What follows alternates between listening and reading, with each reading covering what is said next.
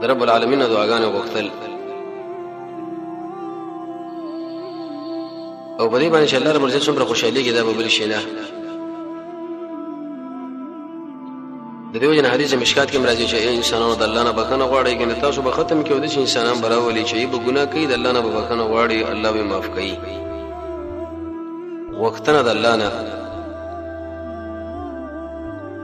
ابن قیم فرمایي موږ به ځکه غواړو چې زموږ ضرورت دی موږ یو محتاج او الله به ځکه ورکوي چې هغه ورکړي والا دی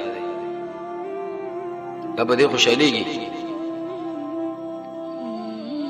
ابن کثیر به دا خبره ذکر کړي چې د الله او د بنده په مابین کې فرق دا دی مخلوق لا شي درې کرت ورله څلور کرت نو ایسه به هغه قیدیږي د یو شی د غوښتلې لپاره په خلاف د الله